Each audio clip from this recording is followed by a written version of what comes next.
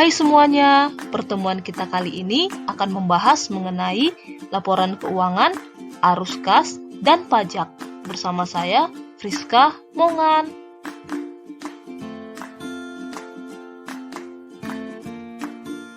Sub capaian pembelajaran mata kuliah kita kali ini yaitu mahasiswa mampu menjelaskan fungsi-fungsi manajemen keuangan dan lingkungan manajemen keuangan. Laporan tahunan annual report, sebuah laporan yang diterbitkan oleh perusahaan bagi para pemegang sahamnya. Laporan ini memuat laporan keuangan dasar dan analisis manajemen atas operasi tahun lalu dan prospek pada masa depan.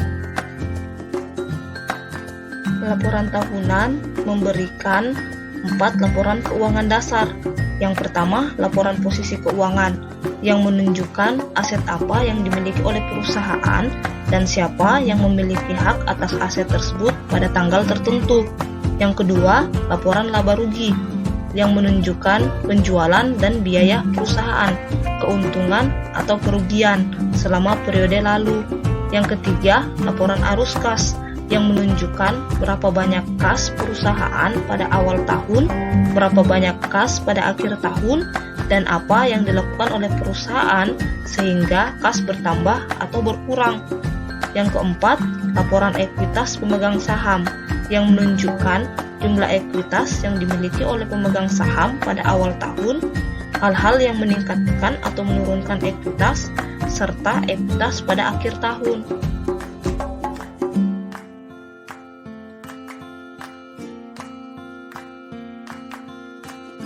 Laporan posisi keuangan (balance sheet) merupakan gambaran keadaan suatu perusahaan pada suatu titik waktu tertentu. Bagan ini merupakan contoh laporan posisi keuangan selama 1 tahun, di mana pada posisi aktiva terdapat aset lancar dan aset tetap. Sedangkan pada posisi pasiva terdapat liabilitas jangka pendek, utang jangka panjang, dan ekuitas, pemegang saham atau modal. Ini adalah contoh laporan posisi keuangan per 31 Desember untuk tahun 2014 dan 2015 milik Allied Food Products. Modal kerja neto, net working capital, memiliki rumus aset lancar dikurang liabilitas jangka pendek, sedangkan modal kerja operasi neto, net operating working capital atau yang dikenal sebagai NOWC, memiliki rumus aset lancar dikurang liabilitas jangka pendek dikurang wesel bayar. Pada contoh ini diambil dari laporan posisi keuangan milik Allied Food Products.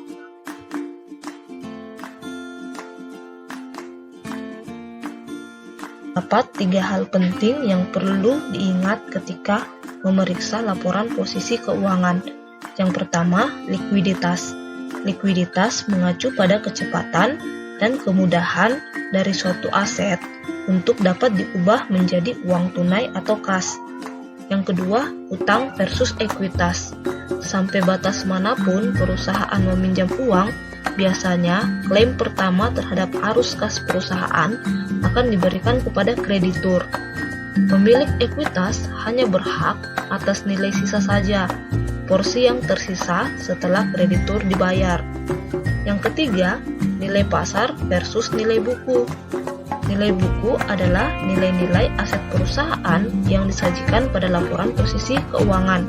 Sedangkan nilai pasar adalah nilai sebuah perusahaan menurut pasar saham. Nah, nilai buku adalah indikasi sebenarnya dari nilai perusahaan. Nilai pasar adalah proyeksi nilai perusahaan. Laporan laba rugi income statement, laporan keuangan yang merangkum kinerja perusahaan selama suatu periode waktu tertentu, biasanya 1 kuartal atau Ini adalah laporan laba rugi akhir tahun 31 Desember untuk tahun 2014 dan 2015 milik Allied Food Products. Laba operasi, laba sebelum bunga dan pajak, dikenal juga sebagai EBIT, Earning Before Interest and Tax. Rumusnya, pendapatan dikurang beban operasi. Untuk angka-angka yang ada di contoh diambil dari laporan laba rugi milik Allied Food Product. Sebelum menghitung EPS, DPS, dan BVPS tahun 2015, kita perhatikan catatan berikut ini. Allied memiliki 50 juta lembar saham biasa yang beredar. Perhatikan bahwa EPS didasarkan atas laba neto yang tersedia bagi pemegang saham biasa. EPS adalah laba per saham, DPS adalah dividen per saham, dan BVPS nilai buku per saham. Untuk menghitung EPS, DPS, dan BVPS, datanya diambil dari laporan posisi keuangan dan laporan laba rugi untuk tahun 2015 milik Allied Food Products. Dengan memperhatikan laporan laba rugi, komponen penting dari biaya operasi adalah yang pertama, penyusutan, depreciation, berarti pengeluaran untuk pembelian, pendirian, penambahan, perbaikan, atau perubahan harta berwujud. Yang kedua adalah amortisasi, amortization, adalah nilai pengurangan atau penurunan nilai dari aktiva tak berwujud.